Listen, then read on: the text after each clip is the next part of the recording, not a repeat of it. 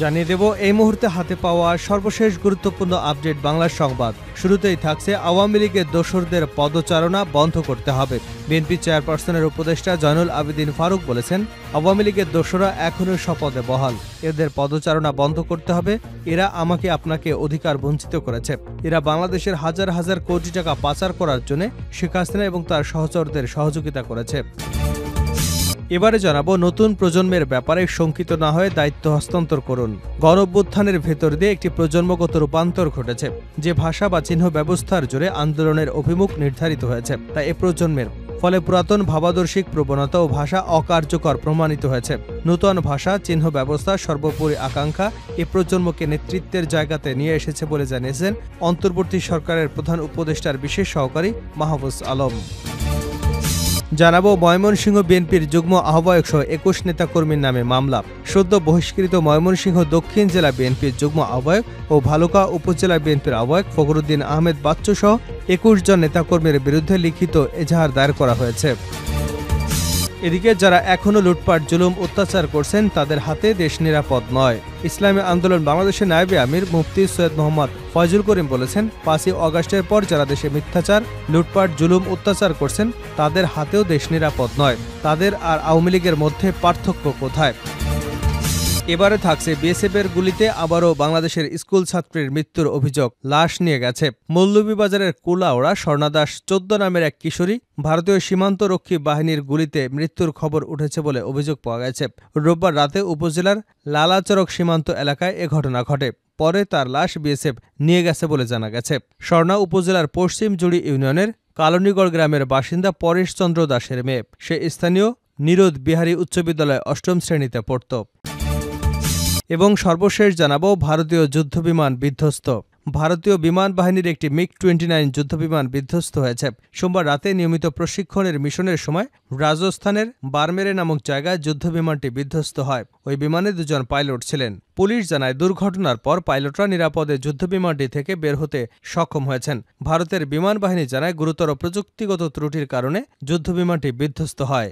এতক্ষণ শিরোনাম শুনছিলেন, এবার বিস্তারিত। প্রিয় দর্শক, আপনি যদি এই চ্যানেলে নতুন হয়ে থাকেন, ভিডিওটি দেখতে দেখতে চ্যানেলটি সাবস্ক্রাইব করে আমাদের সঙ্গেই থাকুন। আর এই ভিডিও সম্পর্কে আপনি আপনার মূল্যবান মতামতটি কমেন্ট বক্সে জানিয়ে দিন। আর হ্যাঁ প্রিয় দর্শক, জানিয়ে দিন ভিডিওটি কোথা থেকে দেখছেন। আওয়ামী লীগের দোসরদের পদচারণা বন্ধ করতে হবে জয়নুল। বিএনপি চেয়ারপারসনের উপদেষ্টা জয়নুল আবেদিন ফারুক বলেছেন, আওয়ামী লীগের দোসররা এখনও শপথে বহাল।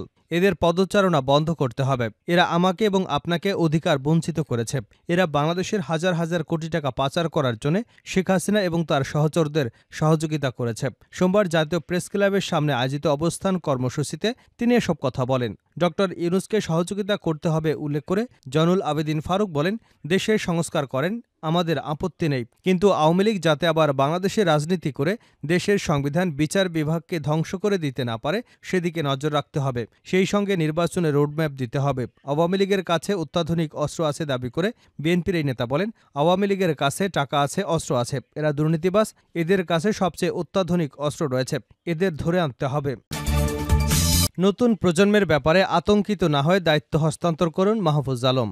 গণঅভ্যুত্থানের ভেতর দিয়ে একটি প্রজন্মগত রূপান্তর ঘটেছে। যে ভাষা বা চিহ্ন ব্যবস্থার জোরে আন্দোলনের অভিমুখে নির্ধারিত হয়েছে, তা এ প্রজন্মের। ফলে পুরাতন ভাবাদর্শিক প্রবণতা ও ভাষা অকার্যকর প্রমাণিত হয়েছে। নতুন ভাষা, চিহ্ন ব্যবস্থা, সর্বোপরি আকাঙ্ক্ষা এবং প্রজন্মকে নেতৃত্বের জায়গাতে নিয়ে এসেছে বলে জানিয়েছেন প্রধান উপদেষ্টার বিশেষ সহকারী মাহফুজ আলম। ২রা সেপ্টেম্বর এক ফেসবুক স্ট্যাটাসের মাধ্যমে এ বিষয়ে আলোকপাত করেন তিনি আরও লেখেন, স্বতঃস্ফূর্ত আন্দোলন আসলে আধা আন্দোলন, কিন্তু রাজনৈতিক লক্ষ্য নির্ধারণ করে। রাজনৈতিক নেতৃত্বের অনুসরণে যে গণ আন্দোলন, তাই হবে পূর্ণ আন্দোলন। সে আন্দোলন রাজনৈতিক জনগোষ্ঠীর শক্তিমত্তা পুনর্নির্ধারণ করবে। এ প্রজন্মের হাত থেকে গণ আন্দোলন বেহাত করার সকল নজির উপস্থিত। সচেতন না থাকলে শহীদদের রক্ত বৃথা যাবে।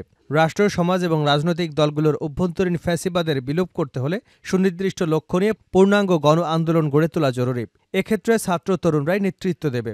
যারা এদের নেতৃত্ব মানতে চায় না, তারা উঠে পড়ে লেগেছে। এই দ্বন্দ্ব স্বাভাবিক, কিন্তু জয়ী হবে এ প্রজন্মই। এ প্রজন্ম হেরে গেলে দেশ আবারও কয়েক দশকের অনিশ্চয়তায় পড়ে যাবে। জীর্ণ চিন্তা এবং রাজনৈতিক কাঠামো ভেঙে পড়তে বাধ্য। বিগত প্রজন্মের চিন্তা এবং রাজনৈতিক অসততার জল আর এ প্রজন্ম বইবে না। মনে রাখবেন, প্রোপাগান্ডা করে রাজনৈতিকতা দমানো যায় না, যাবেও না। জনগণের শক্তির সংগঠিত রূপ নিয়ে এত দ্রুত শঙ্কিত হলে হবে না। বুঝুন, ভাবুন এবং নতুনভাবে ঢেলে সাজান। ময়মনসিংহ বিএনপির যুগ্ম আহ্বায়কসহ ২১ নেতাকর্মীর নামে মামলা। সদ্য বহিষ্কৃত ময়মনসিংহ দক্ষিণ জেলা বিএনপির যুগ্ম আহ্বায়ক ও ভালুকা উপজেলার বিএনপির আহ্বায়ক ফখরুদ্দিন আহমেদ বাচ্চুসহ ২১ জন নেতাকর্মীর বিরুদ্ধে লিখিত এজাহার দায়ের করা হয়েছে। সোমবার দিবাগত রাত 10:30টায় ভালুকা থানায় এই এজাহার দায়ের করা হয় বলে নিশ্চিত করেছেন বিএনপির মিডিয়া সেলের সদস্য শারুল কবির খান। তিনি জানান, বিএনপি নাম ব্যবহার করে বিভিন্ন প্রতিষ্ঠানে অনৈতিক সুবিধা আদায়ের অভিযোগে দলীয় সিদ্ধান্ত মোতাবেক বিএনপির ভারপ্রাপ্ত চেয়ারম্যান তারেক রহমানের নির্দেশে দলের যুগ্ম মহাসচিব সৈয়দ ইমরান সালেহ প্রিন্স এই এজাহার দায়ের করেছেন। এজাহারে অভিযুক্তদের বিরুদ্ধে আইনগত ব্যবস্থা নেবার অনুরোধ করা হয়েছে। এ বিষয়ে সৈয়দ ইমরান সালেহ প্রিন্স বলেন, পরিবর্তিত পরিস্থিতিতে কতিপয় ব্যক্তি বিএনপির নাম ব্যবহার করে অনৈতিক কাজে লিপ্ত রয়েছে বলে অভিযোগ পাওয়া গেছে। তাই দলের ভারপ্রাপ্ত চেয়ারম্যান সহ সিনিয়র নেতৃত্ব এবং এ বিষয়ে সবাইকে একাধিকবার সতর্ক করে অভিযুক্তদের বিরুদ্ধে সাংগঠনিক শাস্তিমূলক ব্যবস্থা নিয়েছে। তিনি আরও বলেন, বিএনপির ভারপ্রাপ্ত চেয়ারম্যান তারেক রহমান এসব অপকর্মের সঙ্গে জড়িত এবং দলের ভাবমূর্তি বিনষ্টকারীদের বিরুদ্ধে এখন শুধু সাংগঠনিক শাস্তিমূলক ব্যবস্থা নয়, তাদের বিরুদ্ধে আইনগত ব্যবস্থা নেবারও সিদ্ধান্ত নিয়েছেন। নেতাকর্মীদের ১৫ বছরের আত্মত্যাগ আর আত্মশ্রুতি কতিপয় ব্যক্তির অপকর্মের জন্য প্রশ্নবিদ্ধ হতে পারে না। তারেক রহমান সহ দলের হাইকমান্ড এ বিষয়ে সর্বোচ্চ কঠোর নীতি অবলম্বন করছেন বলেও জানিয়েছেন তিনি। এদিকে গত ১৪ আগস্ট রাজধানীর মোহাম্মদপুর এলাকায় বিএনপির নামে খালের জায়গা দখল করে যারা সাইনবোর্ড লাগিয়েছে তাদের বিরুদ্ধে ব্যবস্থা নেওয়ারও নির্দেশনা দিয়েছেন বিএনপির ভারপ্রাপ্ত চেয়ারম্যান তারেক রহমান। যারা এখন লুটপাট, জুলুম, অত্যাচার করছেন তাদের হাতেও দেশ নিরাপদ নয়। ইসলামী আন্দোলন বাংলাদেশের সিনিয়র নায়েবে আমির মুফতি সৈয়দ মোহাম্মদ ফয়জুল করিম বলেছেন, ৫ই আগস্টের পর যারা দেশে মিথ্যা মামলা, লুটপাট, জুলুম, অত্যাচার করছেন তাদের হাতেও দেশ নিরাপদ নয়। তাদের আর আওয়ামী লীগের মধ্যে পার্থক্য কোথায়? তিনি বলেন, আওয়ামী লীগের মধ্যে যারা ডাকাত না, জালেম না, অত্যাচারী না, তাদেরকে অত্যাচারিত করা যাবে না। আমি ওইসব ভাইদের বলবো যারা আওয়ামী লীগ করেছিলেন, যারা আদর্শবান, মনে রাখবেন আদর্শবান ব্যক্তির দল কখনো আওয়ামী লীগ হতে পারে না। সময় আছে, তওবা করুন। আগের দেশ আর আমরা ফেরত চাই না।